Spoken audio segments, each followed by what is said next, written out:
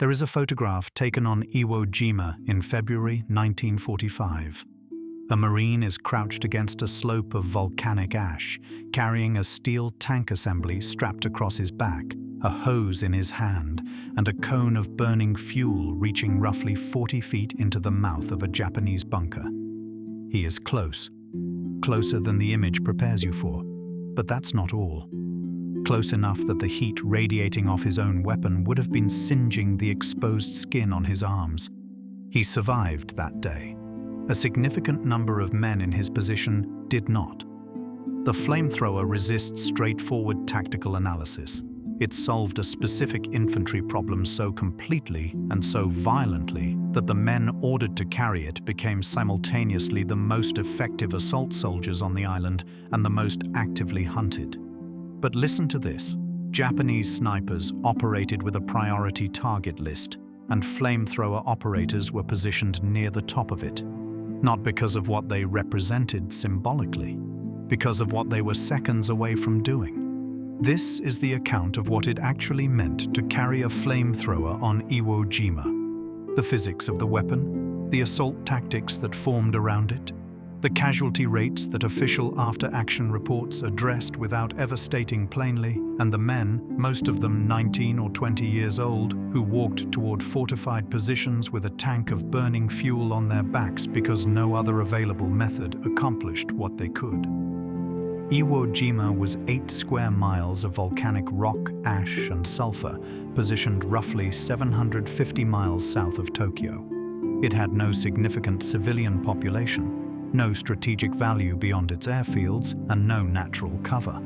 The terrain was black sand, jagged ridgelines, and ground that steamed in places from volcanic heat beneath the surface. General Tadamichi Kuribayashi, the Japanese commander, had studied American amphibious doctrine. It gets worse. He understood that his forces could not stop the Marine landing on the beaches, so he made no serious attempt to do so. What Kuribayashi constructed instead was something American assault forces had not encountered at that scale: a subterranean fortress.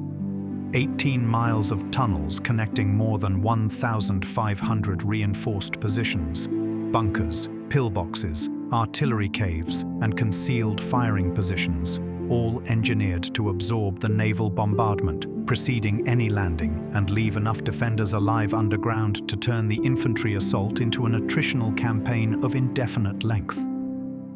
The reason this worked so effectively was that the Marine commanders had requested 10 days of pre-invasion bombardment and received 3, which did relatively little damage to the positions that mattered. When the Marines landed on February 19, 1945, Kuribayashi's forces let them come ashore, let them concentrate on the beaches, and then opened fire from positions that had no visible surface profile. A machine gun emplacement set in steel-reinforced concrete with a firing aperture the width of a mail slot, positioned to cover the only viable approach. Artillery could not reliably hit it. Naval gunfire could not flatten it. Mortars could not achieve the necessary angle.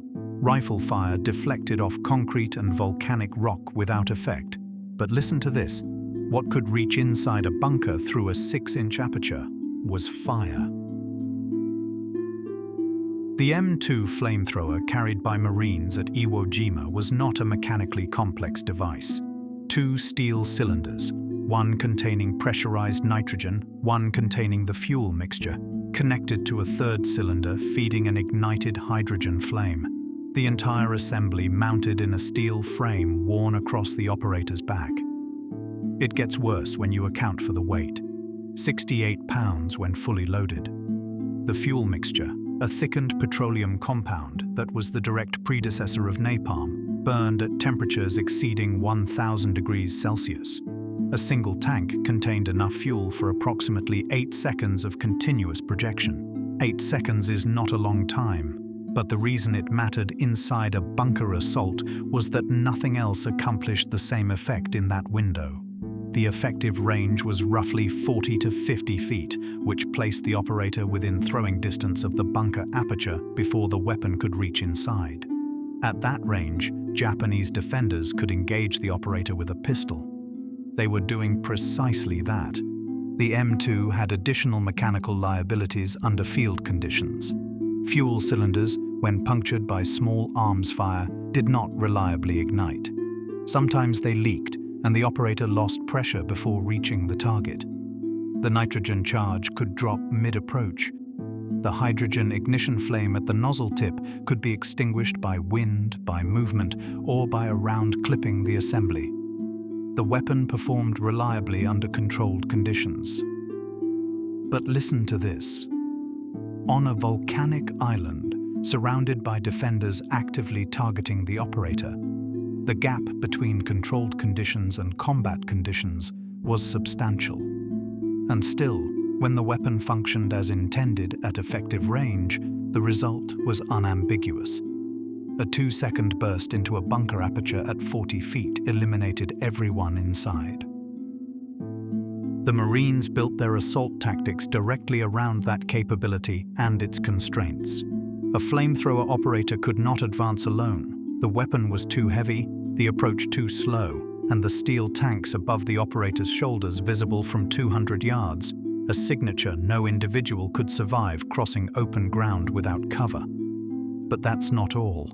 The solution that emerged was the combined tank infantry flamethrower team, a modified M4A3 Sherman. The flame tank variant, the Marines called the Zippo, would move to within suppression range of a position, place direct fire on the bunker face to reduce the firing angles available to defenders inside, and hold that suppression while the infantry operator advanced alongside the hull. Riflemen on either side covered the approach, placing fire across the bunker face while the operator closed the final 30 feet. It was a methodical protocol that gave operators the best available chance of surviving the approach.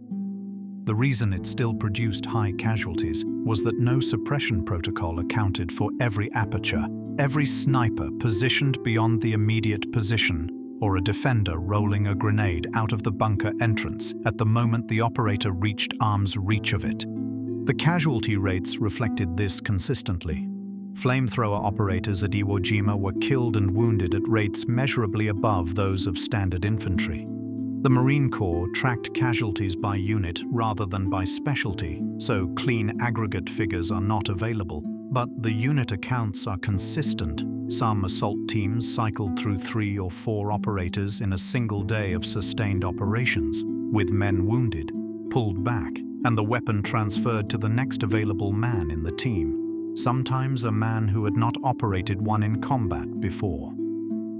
Corporal Herschel Williams, known to his unit as Woody, provides the most thoroughly documented individual account of what flamethrower operations looked like on the ground, and his actions on February 23, 1945, the same day the flag was raised on Mount Suribachi, are recorded in his Medal of Honor citation with a directness the formal language rarely achieves.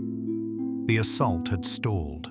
Japanese machine gun positions were holding a section of open ground that the Marine advance required, and conventional methods, rifle fire, grenades, mortar, had not eliminated them. Williams was ordered forward with the M2. But listen to this. What followed lasted 4 hours.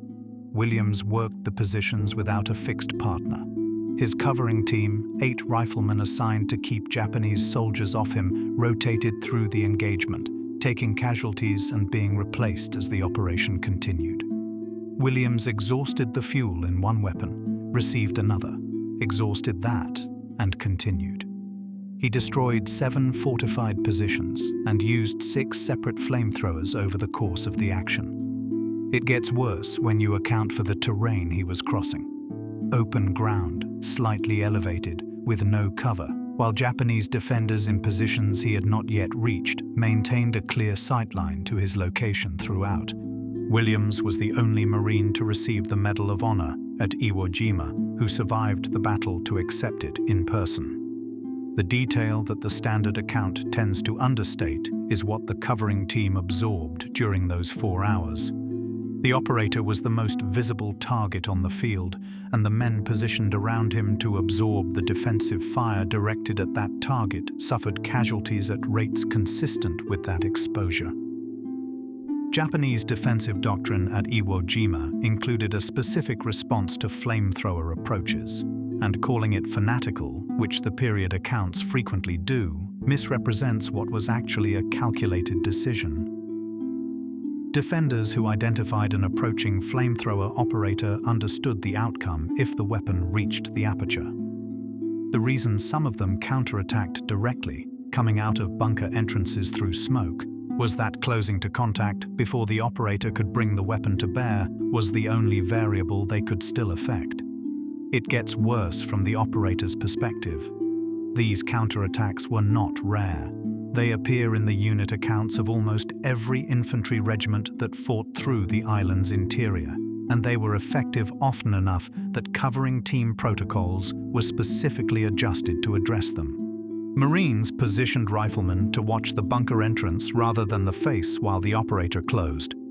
Tank commanders used hull machine guns on likely exit points. The adaptations reduced exposure without eliminating it. But that's not all. The accounts of flamethrower operators killed by close-range rifle fire, contact grenades, and direct physical engagement at the bunker face are present in enough unit records to indicate these were not isolated incidents. The fuel mixture itself matters to understanding why the weapon was both effective and difficult to counter. Early Pacific Campaign flamethrowers used gasoline-based liquid fuel, volatile, difficult to direct precisely at range, and prone to atomization during projection.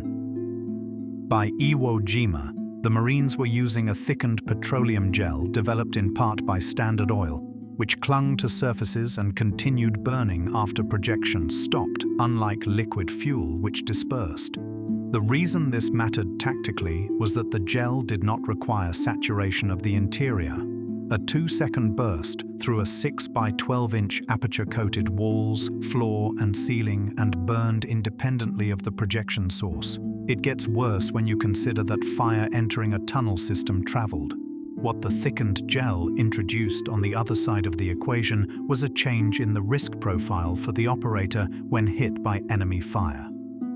Liquid fuel, when a cylinder was punctured, often drained without igniting. The gel, in proximity to heat, was more likely to catch. The safety records on operators injured by their own weapon when struck by enemy fire are incomplete. A man killed by burning fuel was not distinguishable in the casualty record from a man killed by small arms. But the accounts conflict enough on frequency that the honest answer is the number was not 0, and the exact figure is hard to pin down. What is documented is that operators knew the risk and continued to carry the weapon forward. The island was declared secured on March 26, 1945, 36 days after the initial landing. Of approximately 21,000 Japanese soldiers on the island at the start of the battle, roughly 18,000 were killed. Marine casualties totaled nearly 7,000 dead and 20,000 wounded. Figures that, even measured against other Pacific theater engagements, were extreme. The reason the flamethrower appears so consistently at the center of the battle's tactical history is not that it was the only method that worked, but that it was the only method that reliably cleared the class of position Kuribayashi had built in the largest numbers. But that's not all. Tank infantry coordination, naval gunfire, artillery and sustained infantry pressure all contributed to the outcome. But the tactical problem the island presented had one reliable solution, and that solution required operators to close to 40 feet of fortified positions on open ground. General Holland Smith, the overall Marine commander, described Iwo Jima in subsequent accounts as the most costly battle in the history of the Marine Corps. The flamethrower operators and their covering teams occupied a specific position within that cost. One the official histories acknowledge without ever expressing in the plain arithmetic that the unit-level accounts make visible. The weapon was retired from American infantry service in the 1970s, replaced by incendiary rockets capable of achieving similar effects from distances that did not require the operator to approach a fortified position on foot. That had always been the M2's central liability: effective range. A weapon projecting burning fuel to 150 yards would have been a different tactical instrument at Iwo Jima. The technology did not exist in 1945. What existed was a pressurized tank, a hose, and operators willing to walk within arm's reach of bunker apertures to use it. It gets worse when that sentence is read without abstraction. Arm's reach, in practical terms, meant close enough to be struck by a man throwing a grenade by hand. The island still has the sulfur smell that veterans consistently described in their accounts. The bunkers remain in several locations, sealed and preserved by the volcanic soil. The terrain Kuribayashi selected with such deliberateness is unchanged. But listen to this. The men who fought there are nearly all gone now. Woody Williams, at 101 years old, is the last surviving Medal of Honor recipient from the Second World War. He has said, across several recorded interviews, that he thinks of the men who covered him, who drew defensive fire so he could close to effective range, and who were killed in the process, as the ones the accounts should center on. He was present for those 4 hours in a way that no after-action report captures. The men who covered him were specific to him. Their names, the way they moved, what happened to them at identifiable moments during a 4-hour operation on a specific section of volcanic ground on February 23, 1945. The casualty figures, read at a distance, are percentages in a report. Read from where Williams was standing, they were the specific and irreversible loss of men he knew. That is the distance between the tactical record and what the tactical record is actually describing. If this kind of reporting, the kind that gets into the mechanics, the costs, and the specific men behind the tactical record, is something you want more of, subscribing to this channel ensures you see it when it comes out. There are more stories in this category. Weapons that changed the arithmetic of a battle, the men who carried them at costs the formal records undercount, and engagements that read differently when the unit-level accounts are put alongside the official summary. A like on this video helps this kind of work reach the people who are looking for it.